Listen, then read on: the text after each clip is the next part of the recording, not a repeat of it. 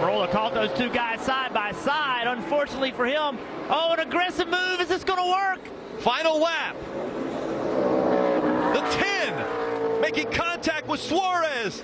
The 8 almost goes around, able to save it.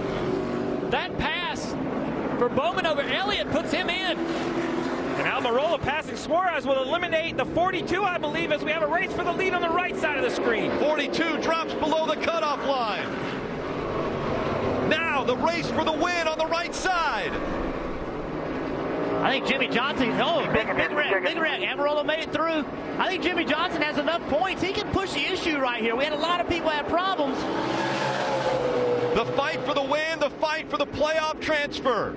He's going to have to come out of this chicane, turn 12. He's going to have to come out of there on the back bumper, that 78, to make a move in the braking zone of 16 and 17.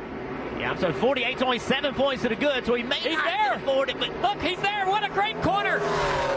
Here they come through the final banked curve at Charlotte Roval. Now he goes to the inside. Here comes Jimmy Johnson. Oh! Locks the brakes up.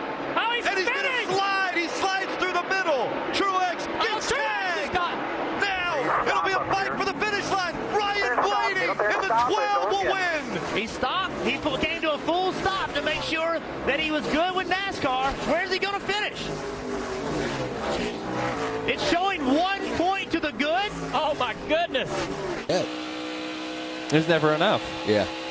You got to be careful. You know, you feel like you need drive, and then you start taking some rotation away. Well, here we go. This is going to be exciting, guys. He wants that point. That playoff point. It's pretty important to Austin. This might be a preview of what we see later. They're racing back to the line. There is contact, and Allmendinger spins. Oh, man. Unbelievable. What a way to end the opening stage. Riley Herbst down through the grass. Wow. Oh, you see that grass eat the splitters right off these cars. A lot of damage to both these cars. Yes.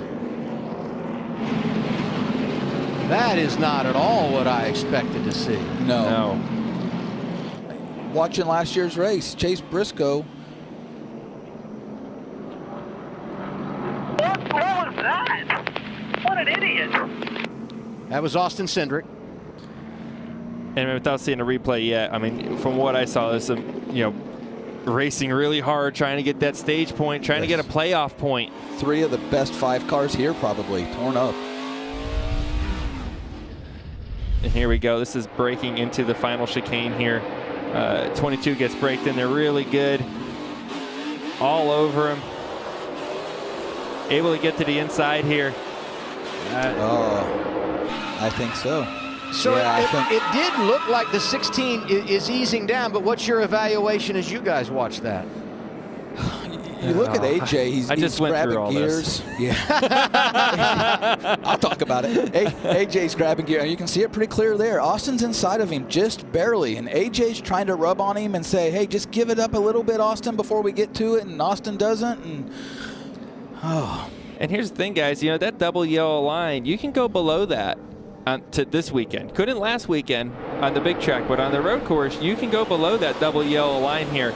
And then that might be where there could be some miscommunication as well through that. And just 2 very fast race cars tore up. Exactly. Super aggressive at this stage of the race. And that's one thing we talked about this earlier, and I talked to Chris Rice about how do you race this differently. AJ's racing for points this year versus last year. And how do you judge that? And that's 2 guys that